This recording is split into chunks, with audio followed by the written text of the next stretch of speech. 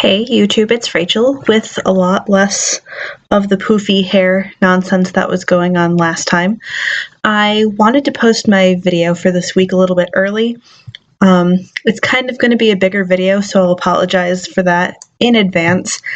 And I'm going to have a lot going on this weekend, so I thought I'd just get it done today. I have lots of free time and just kind of, get things rolling with that. So, again, I'm tackling 2 prompts from the YouTube Pagan challenge this week. So again, it'll be long, and I'm super sorry about that, but bear with me. Prompt number 9 was, what are your thoughts on divinity, and do you work with particular deities? But because of the kind of like complexity of my thought process behind how deity works and all of that jazz, it kind of gets tied into prompt number 10, which is, how did the universe begin? Will it end? Does it have a purpose? Etc., etc. So kind of like a big content heavy post that's coming up. So I hope you're prepared to listen to me ramble for a while, because it's going to be, sort of one of those long, convoluted thought processes. So before I can really dig into what I think or believe about deity, I have to kind of first start with what I think and believe about how the universe began and the patterns it takes, as my idea of the gods kind of falls into this overarching way of viewing things. I was raised, I think I've mentioned this before, without a real religious background. And so it was really like science and the idea of like the Big Bang and evolution and all of those theories that have been pretty well proven. That was sort of my first sense of how things came into being. I conveniently skipped right over that whole, God created the world in X amount of time and that sort of thing in my learning.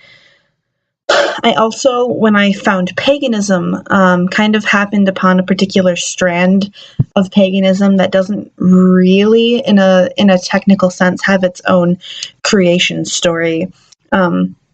Celtic paganism, particularly Irish paganism, has, the stories of the Tuatha De Danann. I'm probably slaughtering that, so forgive me for my slaughtering of Gaelic, but and like the books of invasions and their stories about how the gods came to the British Isles, and then how what would become the race of humans living there came after that, all of those sorts of things. But it doesn't really talk about the creation of the universe and the world and all of that sort of a thing. And so there's not really a creation myth to be found, and this could be because they didn't have one. It's completely possible, or it could be because it was something that would have been completely against, church doctrine and that sort of a thing. So when monks in the Middle Ages were recording all of this, Celtic folklore and, stories, legends, histories, etc., it might not have been written down.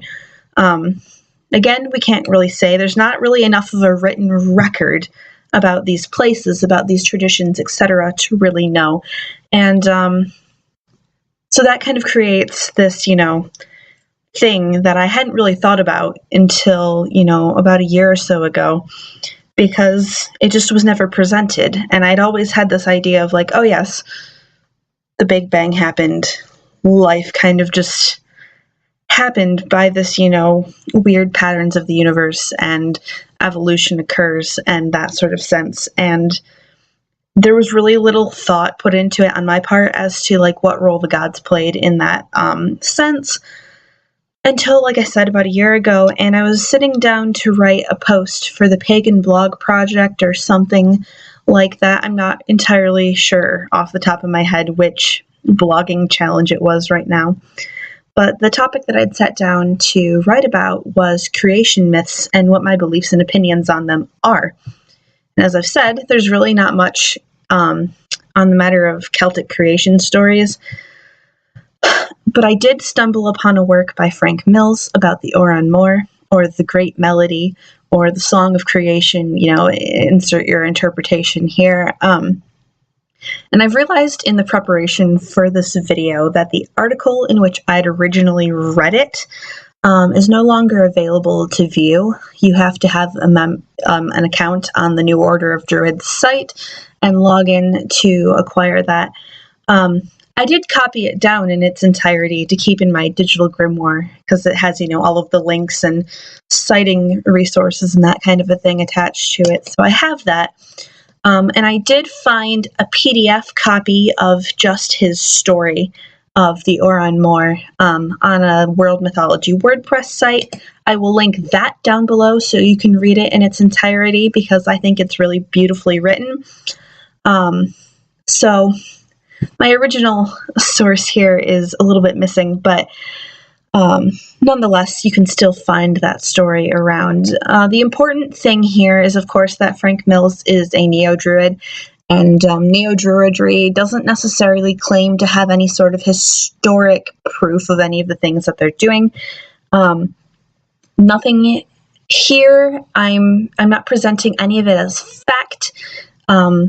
Largely, this is a work of, modern Druidry, and I can't really say for sure what the ancient Celts believe, and I can't, obviously say, yes, Frank Mills, he knew what he knew, definitely, So this is basically, I'm acknowledging right now and letting you know that this is a work of modern writing.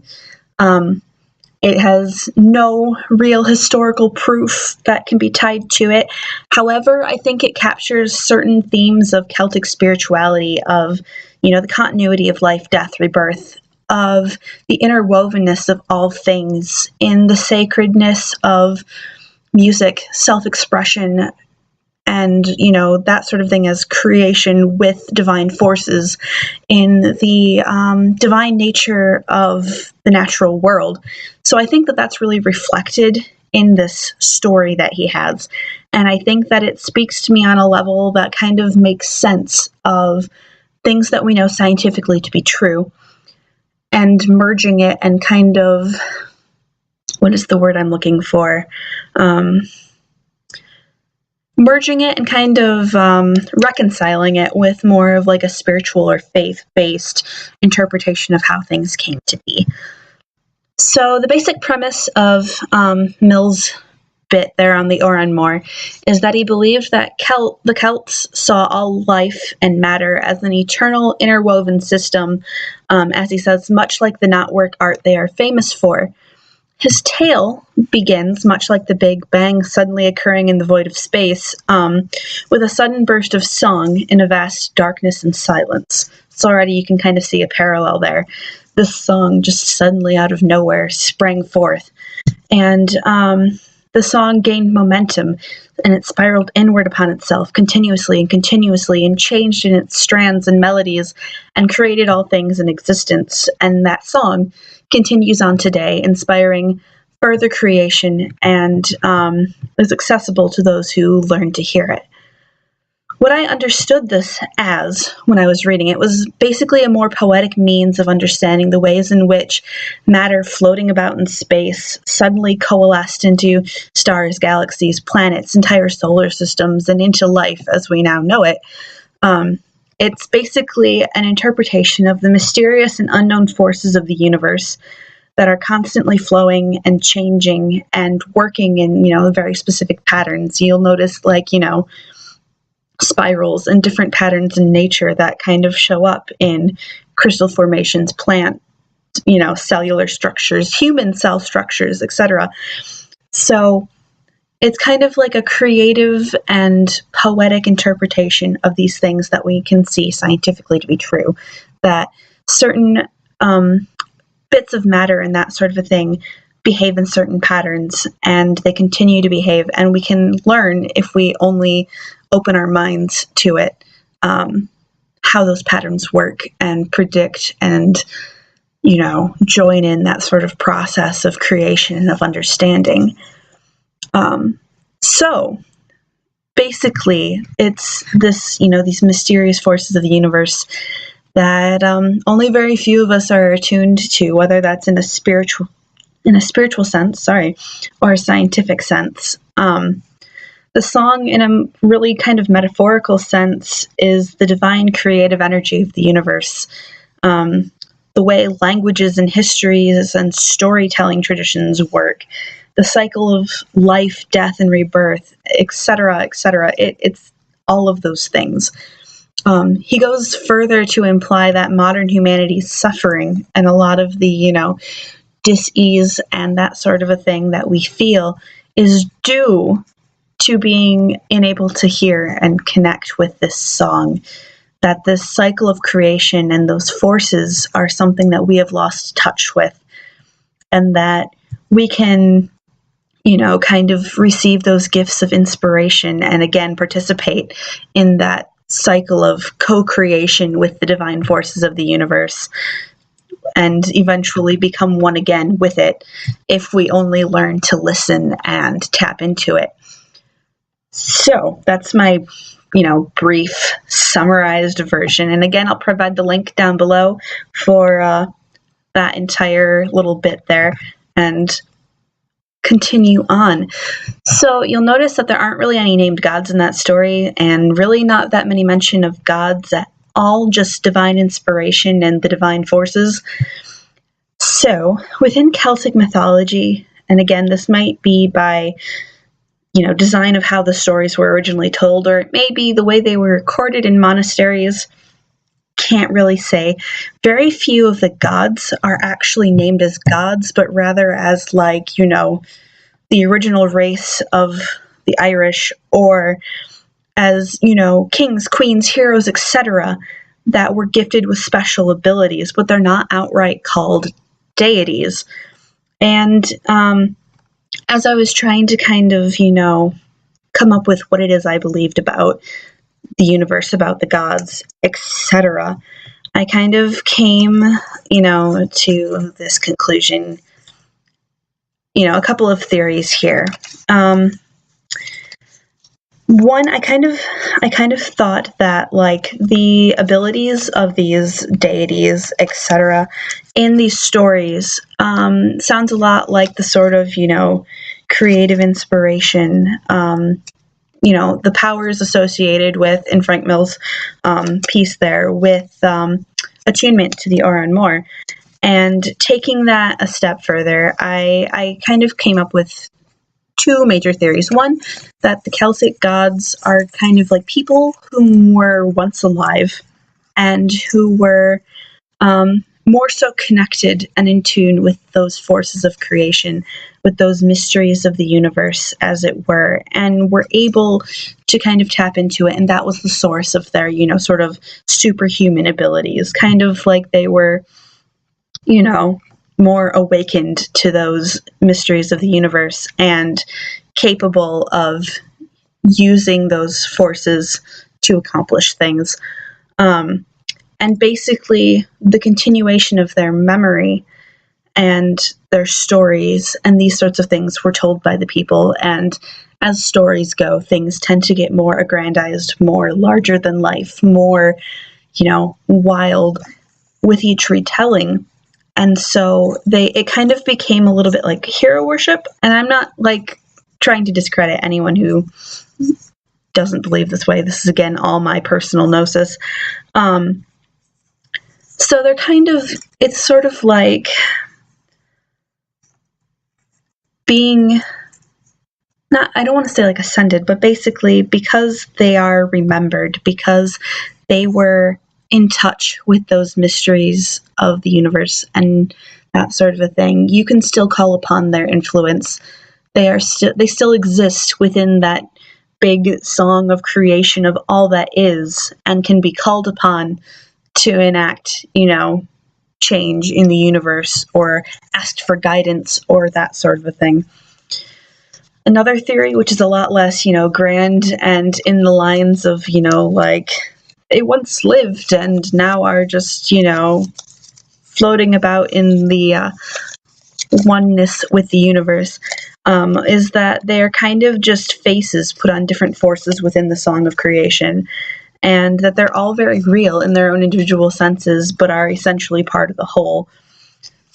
Long story short, the forces of creation created the gods, and it was not the gods driving the creation of the universe in my mindset. So that's kind of my thoughts on, what the gods are, how they came to be, how the universe came to be, how the world came to be. I don't know if there's necessarily going to be an end of times, or, if there's any sort of meaning other than that creation takes place and we all have a part, because we are, within that song of creation, to continue to co-create and that sort of thing. I don't know if that there's like a purpose to the universe or anything like that. That gets a little bit too into that philosophical realm, and I don't dabble there too much. But anyway, now that I've gone through that whole long-winded process, I can get to how it actually applies to my personal practice, right? So I've mentioned before that I work with the Wild Hunt, particularly that like forest fayish, led by Herne the Hunter sense of it. And once I'd figured out kind of what I believed about the gods and the universe and all that other, shenanigans, I had to kind of really think about what it is the Wild Hunt is and how it fits in with all of that, because a band of spirits that flies across the countryside creating all kinds of havoc doesn't seem like something most people would want to, contact or be associated with, etc., in their personal practice, and yet here I am. So I kind of got to thinking that the Wild Hunt sort of works in my personal practice and belief system as a sort of like reaper, ferryman, psychopomp kind of force. They are the necessary causers of death, destruction, and chaos. Growth and creation cannot remain unchecked. It would eventually kind of be like cancer cells that grow and grow and grow and multiply until the system can no longer function. Life in general is like that. Creation of things is like that. Things need to be broken down and transformed into something else in order for new growth and new creation to continue. Otherwise, it would just be this big amalgamated, mess. So the Wild Hunt is kind of this, force that checks that growth. It is the necessary force of death and destruction.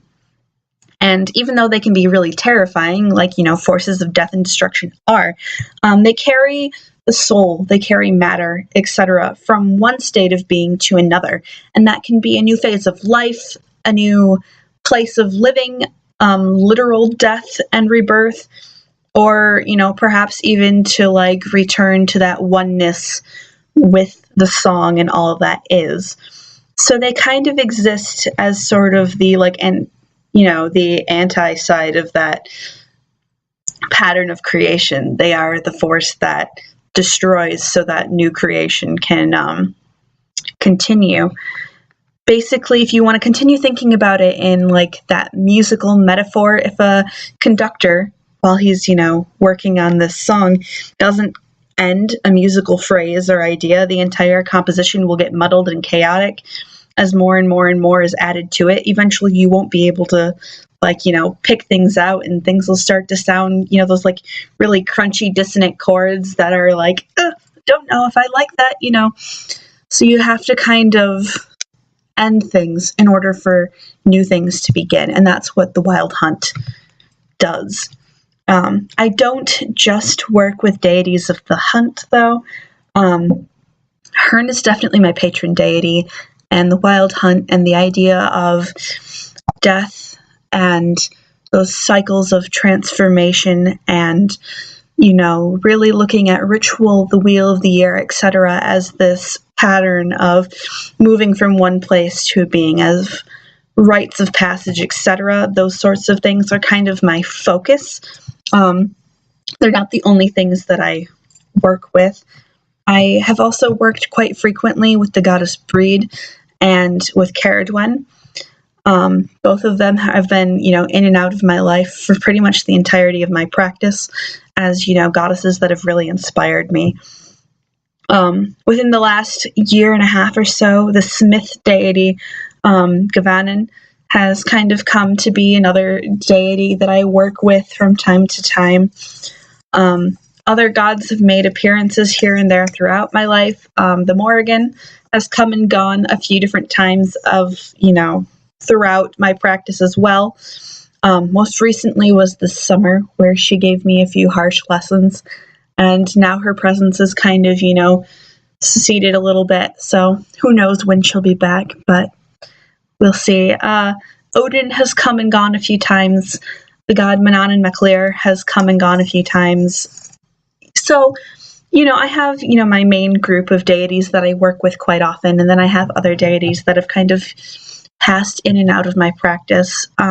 Lately, I've had this archetype floating around of this, death goddess / maiden goddess coming up, which is bringing, goddesses like Persephone and Hel into my line of study.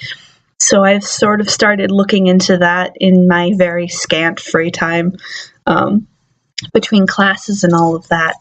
So I work with all sorts of deities, but my focus really is on that idea of, death and changes and helping move people from one phase to another. So all of the information that I've said here is expounded upon in a really big-ass blog post, and I will link that as well. I think I called it manifesto or something stupid like that because I was feeling cheeky and edgy. But whatever, that is going to be linked below rather than me writing a new entirely, basically the same stuff out again for a blog post to attach to this video. I'm just going to link that to it. And that will be it for that topic. I'm hoping to get another just vlog post out this weekend. It will be a little bit busy for me, as I mentioned, but that's coming up, and I hope you all have a wonderful weekend wherever you are. Blessed be, guys.